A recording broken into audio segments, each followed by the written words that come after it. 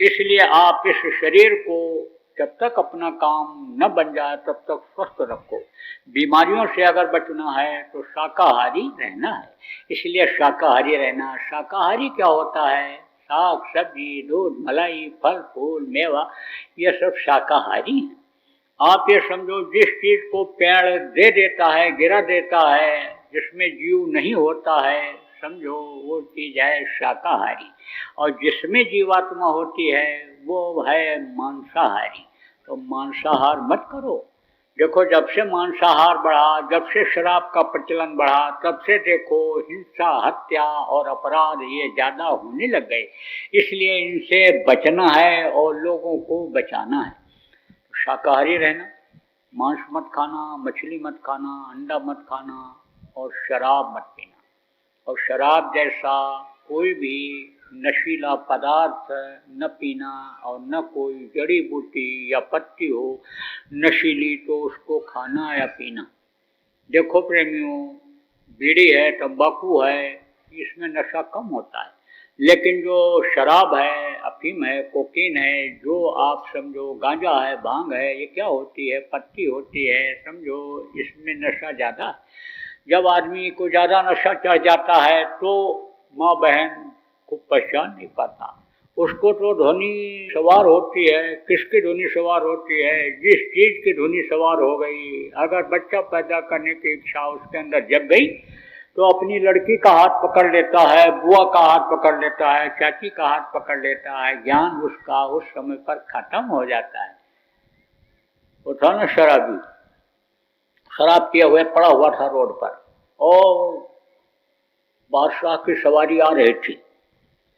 तो जब बादशाह लोग चलते थे तब ऐलान होता था कि मुलाहिजा, बामुलाहिजा, होशियार, बादशाह सलामत की सवारी आ रही।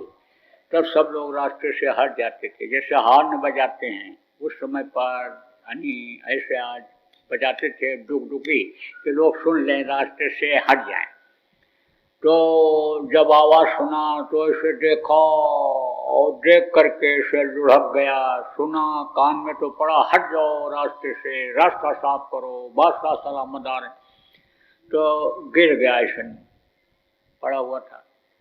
फिर उठा और वहीं खड़ा होकर के बोला, जब बादशाह की सवारी निकली उधर से, हाथी पर बैठ करके जा रहे थे बादशाह। अरे रोक रोक हाथी रोक। वहीं से बोला, रोक हाथी, हाथी बेचेगा, बेचेगा हाथी।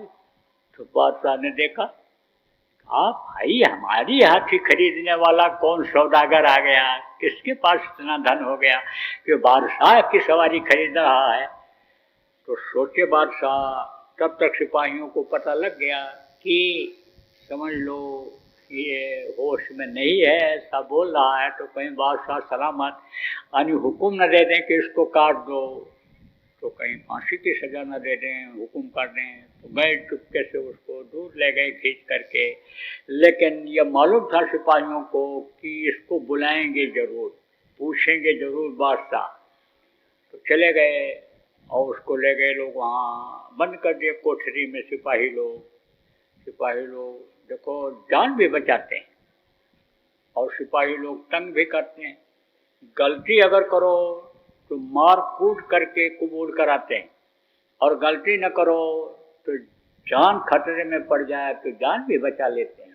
दोनों धर्म का ये पालन करते हैं। जैसे जो आप सत्संगी हो, ये समझो कि ये जो देवी देवता हैं ये मदद भी करते हैं, और जब ये खुश नहीं होते हैं, नाराज होते हैं, तो ये संहार भी कर देते हैं।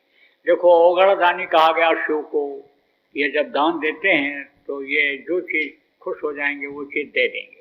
शिव के पुजारी जो हैं उनको वो चीज़ मिलती है, लेकिन दुनिया की ही चीज़ मिलती है। अब दुनिया तो एक दिन छोड़ करके सबको जाना होता है, दुनिया की कोई चीज़ ऊपर काम नहीं आती है। इसलिए जो सत्संगी प्रेमी हैं वो दुनिया की चीज़ों को नहीं चाहते हैं, दुनिया की चीज़ें जब ज़्यादा मिल जाती हैं तो उसमें फंसना पड़ता है, संभाल करना पड़ता है, वो चला जाए, नुकसान हो जाए, सड़ जाए, गल जाए, चोर ले जाए तो तकलीफ होती है। इसलिए जो प्रेमी होते हैं, भजनानंदी होते हैं, जो उस दौलत के अनिच्छुक होते हैं, उस दौलत को समझ जाते हैं, ऊपर वाले दौलत को, कि जिससे दुनिया की ये सारी दौलत खरीदी जा सकती है, वो दुनिया की चीज़ को नहीं मांगते। काल भगवान जिनको कहा गया, काल का काम क्या होता है? काल का काम संहार खत्म करने का होता है। लेकिन यही जब खुश होते हैं, पिता के आदेश का पालन, पुरुष के आदेश का पालन जब सत्संगी करते हैं, सदगुरु के आदेश का पालन जब सत्संगी करते हैं, तो ये अन्य समझो गुरु की तरह से दयाल भी हो जाते हैं। तो सिपाही पकड़ के ले गया, बंद कर दिया। अब सुबह जब बादशाह दरबार में पहुंचे राजा, तो कहे बुलाओ उसको हाथी खरीदने वाले को।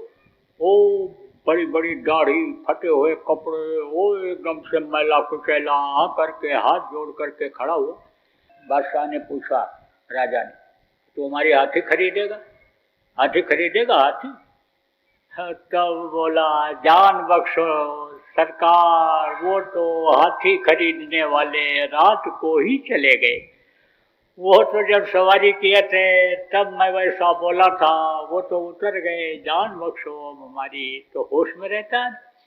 उसी समय अगर बादशाह हुक्म दे देता कत्ल कर दो, तो बादशाह को कत्ल उस समय पर माफ हुआ करता था।